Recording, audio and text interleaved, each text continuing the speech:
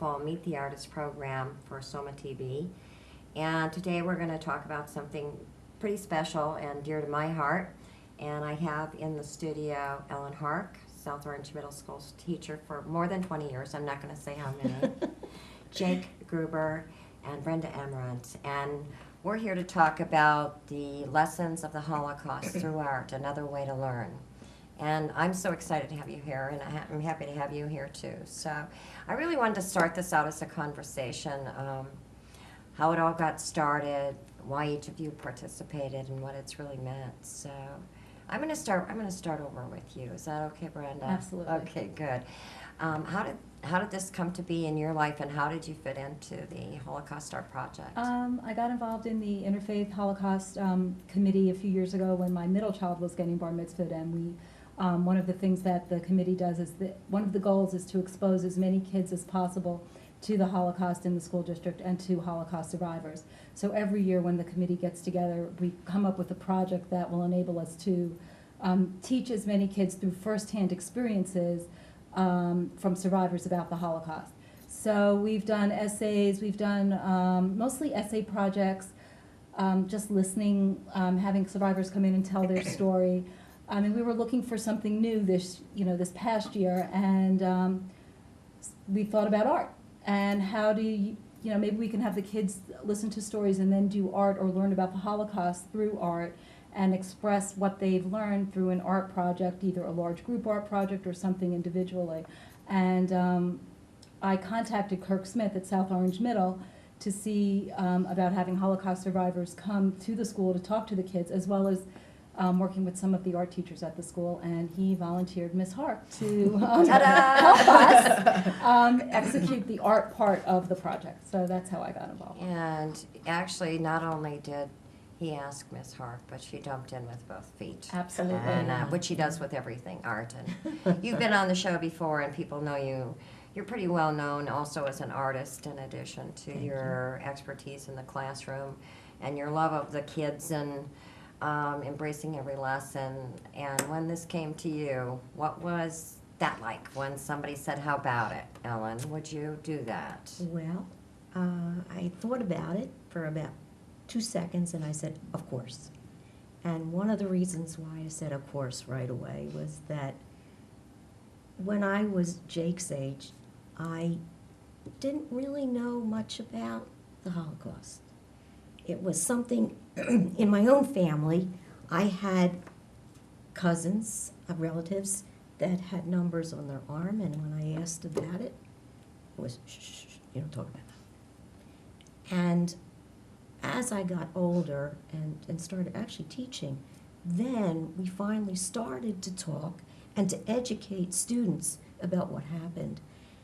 And this was really important to me because I think this is the last generation that will actually hear what happened firsthand. And Jake and his mom have done such a wonderful job of bringing these survivors to the school so that when I needed to do this project, I didn't have to educate them at all.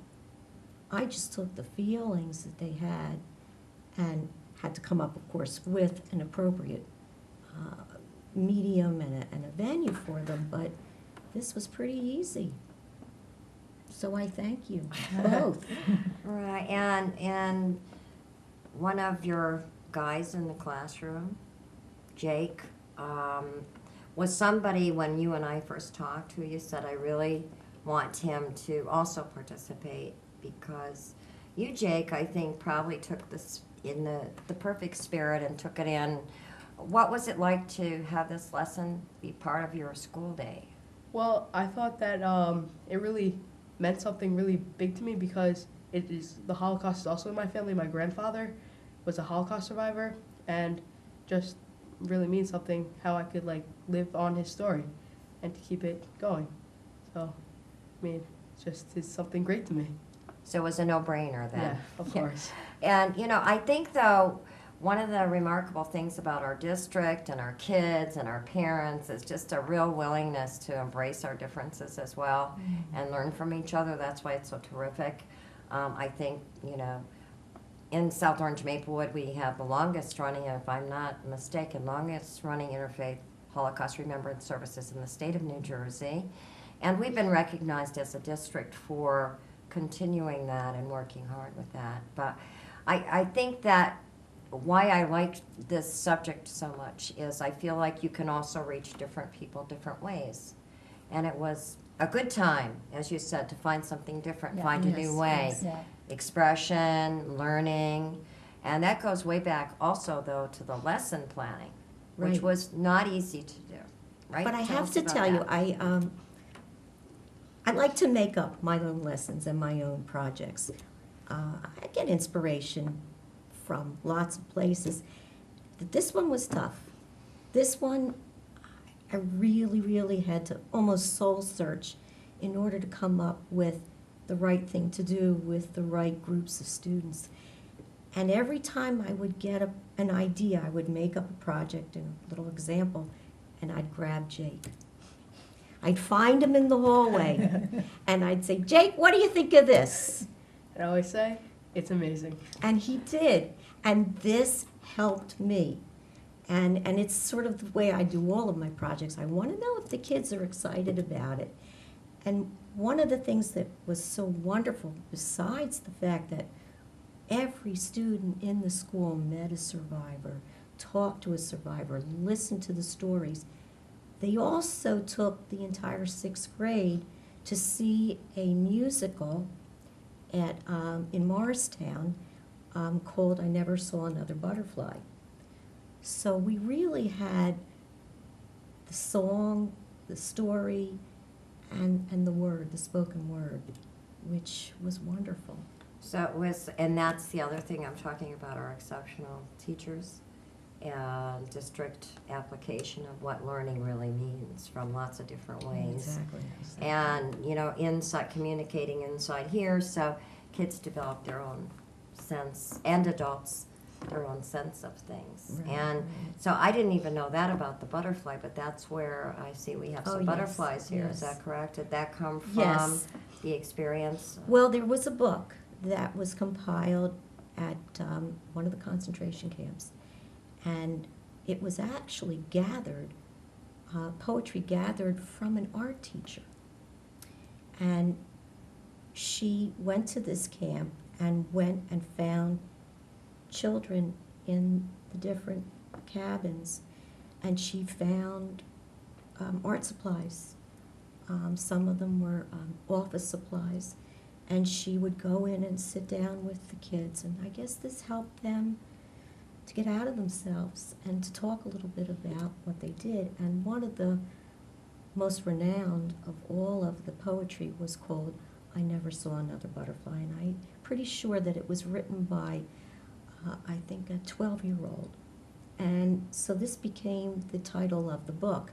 And so I decided to combine poetry and watercolor with the students, and we did watercolor resists, and the students also wove in feelings and stories about the Holocaust and what it's like to be free, what it's like to be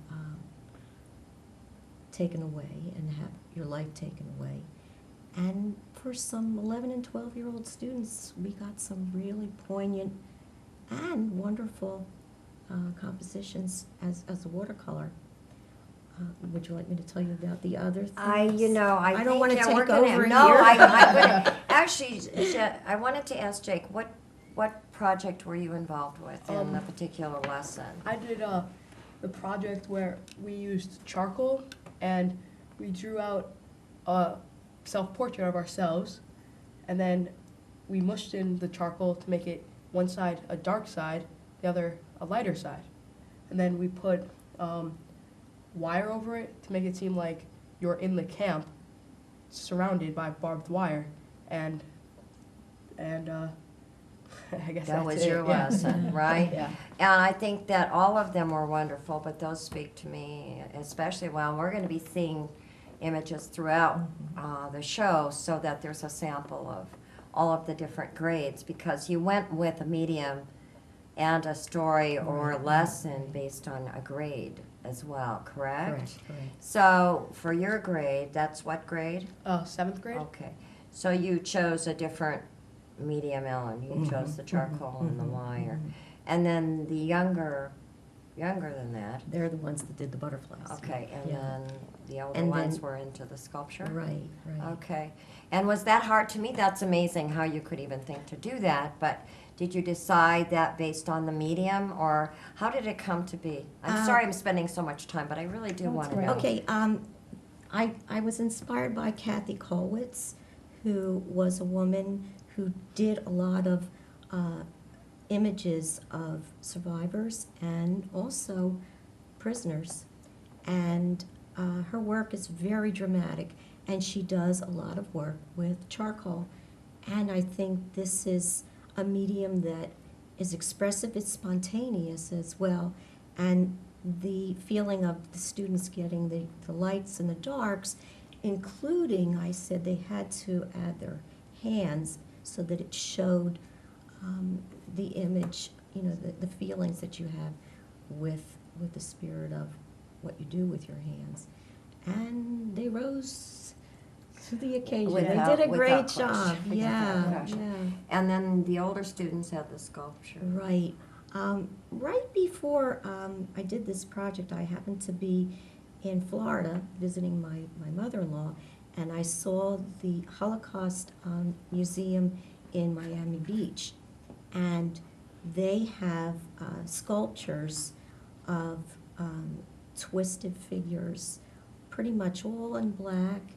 And I thought to myself, I took pictures and showed the students, and then they came up with images of their own. Some of the students did figures, some of them did a bust and figures around it, but it had to show this emotion. And They did it. They carried did it it, off. yeah. Yeah. That's amazing. You know, I have 1 minute left. We're Terrific. going to go for a break, then we'll come back and share some more stories. But was it interesting for you to see the other classes and the work they Yes. produced in a different medium? I think that as a student, that might be interesting to Yes. compare. Was good? It was amazing. Okay, in 30 seconds or less, did you have any particular lesson that you had an affinity for? Did you like the one you were doing? I really liked the one I Okay. did. Yeah, he did a Okay. great job. And you did a good job, I know that for a fact. I Thank just you. wondered, because of the succession of the ages and seeing each other's work product, I would imagine it stimulated a lot of conversation for the kids, which is also part of the learning Sure. process, right? True. Well, what we're going to do is take a break and come back and talk some more. I have almost a minute. I want you to just tell me one thing. For you as a mom, was this pretty wonderful experience? Oh, it was great. It was great to see that, my child could be a part of this, and it was really wonderful to see what Ms. Hark was able to do with really just a simple email and turning it into this incredible, experience for the kids and for everybody who comes to the service to just see what you did. It was really just Yeah. incredible. Well, we're going to come back and talk a little bit more about the nuance and the wonderfulness. And don't turn that dial. Stay right where you are. Join us again.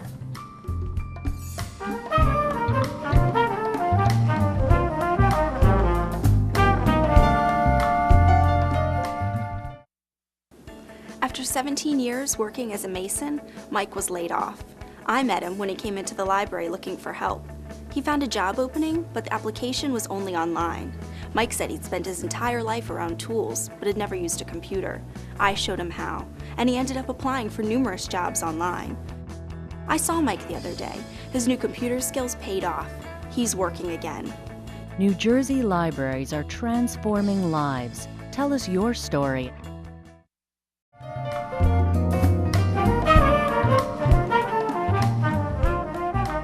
Welcome back. Nancy Heins-Glaser with Meet the Artist. And I'm here with Ellen, Jake, and Brenda. And we're talking today about the lessons of the Holocaust through art and a wonderful project that our school district and the middle school got heavily involved in this past year. And I'm going to go back to you, Brenda, because I want to talk just a little bit about the history. Not a lot. You're not the historian. I'm not putting you on the spot. Thank you. But about the numbers of years that you've been involved with the Interfaith Holocaust Services. I've been involved for about 4 or 5 years, maybe a little bit longer. Really focused on, the committee is broken up into obviously a lot of subcommittees to get that program off the ground. Every year we do an annual service in April on or around Holocaust Remembrance Day. And it rotates through all the different churches and synagogues in South Orange and Maplewood. Last year's was held at Our Lady of Sorrows. I cannot, unfortunately, remember where it's going to be held this year in Bethel. Yes, Bethel in Bethel. 2011. Okay, so everybody, be on the lookout for that. It's always a the same wonderful. time. It's always it's in April usually, and there's usually some level of publicity about it in the news record. There are flyers. And it's posted in all the churches and synagogues in town. So anyway, I've been involved for about 4 years, 4 or 5 years, focused on the kids. And we try to, the focus of our subcommittee is to try to get as many kids in the school district to hear firsthand what it was like to be in the Holocaust. So we try to, basically what that involves is really getting survivors to come to talk to the kids. And the schools, not only the public schools, but the parochial schools in the area are incredibly receptive and want so badly for their kids to hear, to hear a survivor for a variety of reasons. It's just important to hear a firsthand experience. As Ellen said earlier, this is the last generation of kids that will hear survivors. They're, most of them are 80, 90 years old, and they're not going to be able to tell their stories any longer. So it's important to hear that story firsthand. And that also makes you a witness to the Holocaust by hearing somebody actually tell the story. I think that's what Elie Wiesel said, although I didn't quite get the quote right. That's basically the gist of what he said. So that's what we do. And this past year, we were incredibly successful.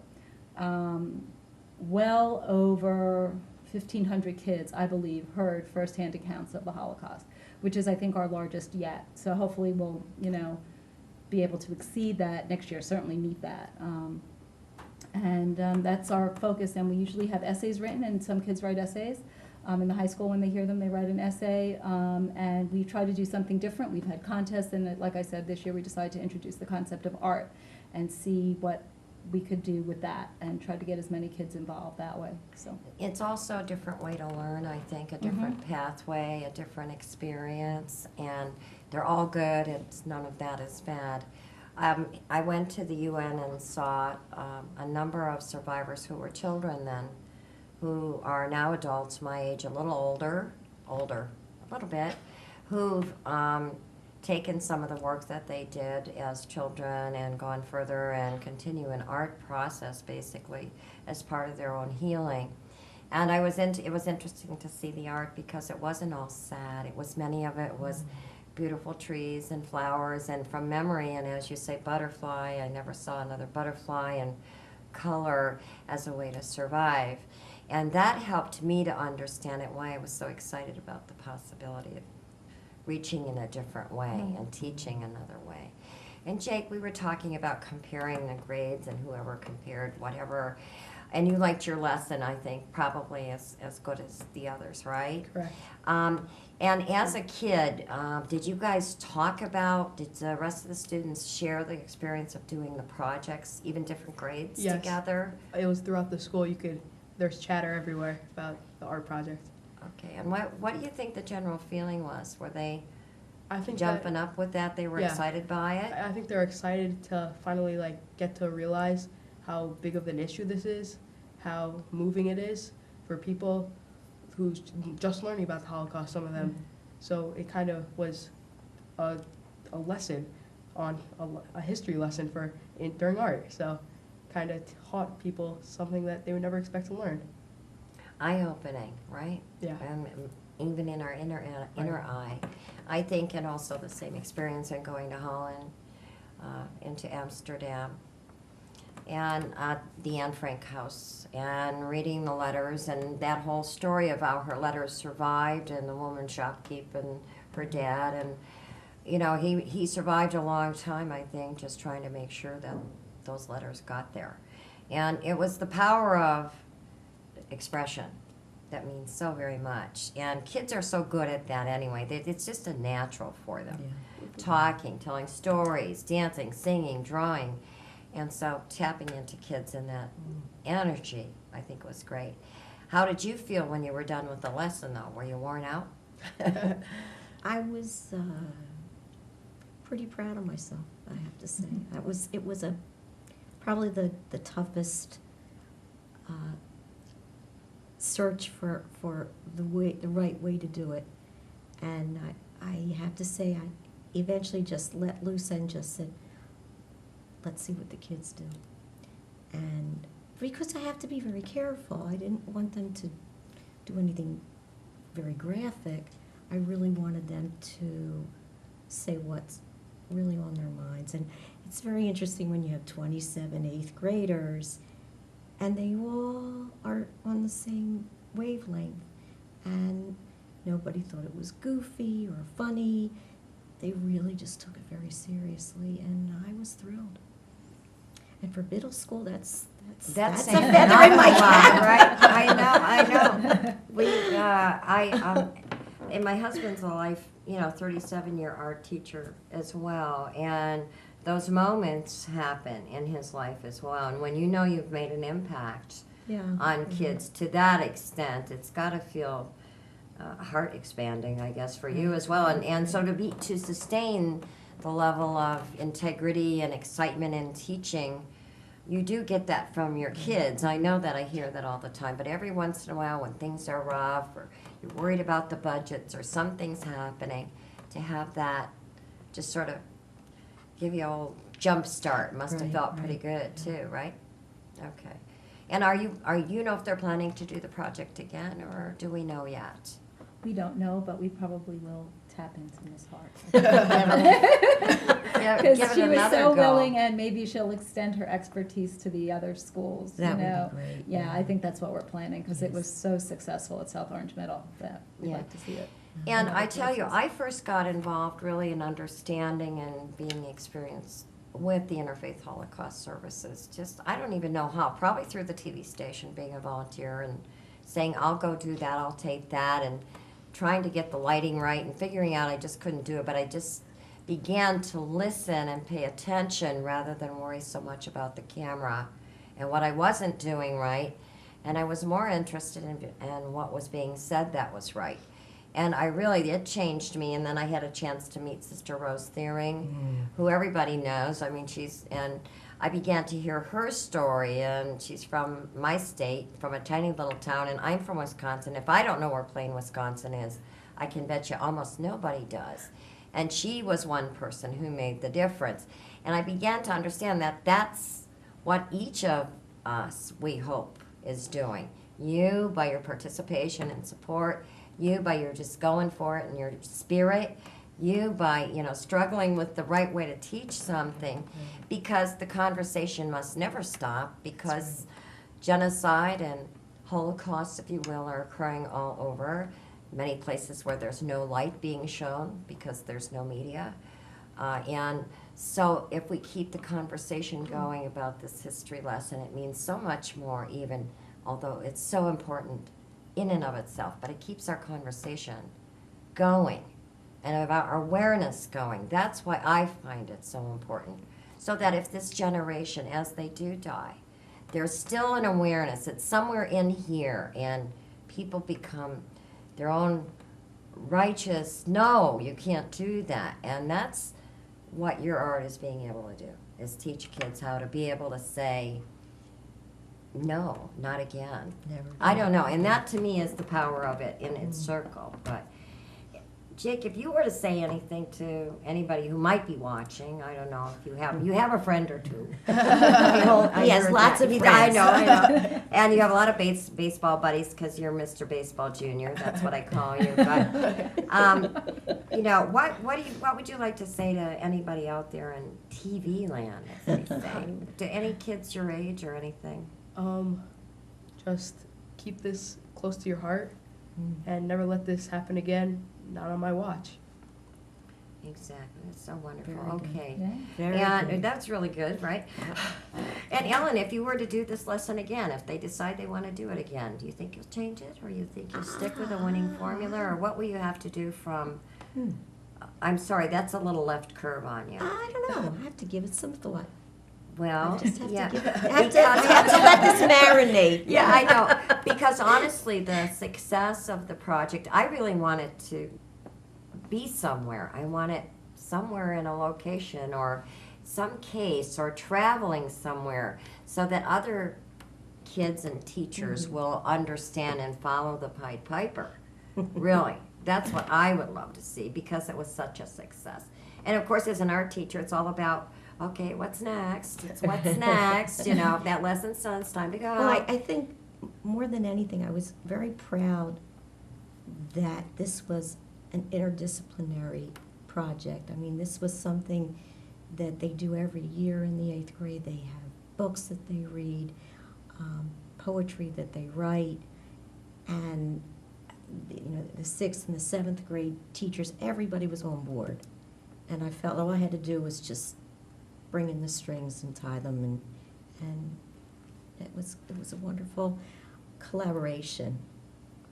And yeah, And that was wonderful. It's wonderful. And when you were talking about all the churches and synagogues, and now the parochial schools and the other schools, and they're anxious and thirsty for the knowledge and the experience because they know it's right for the kids, right? Yeah, And to me, that's just pretty impressive in and of itself to reach that level.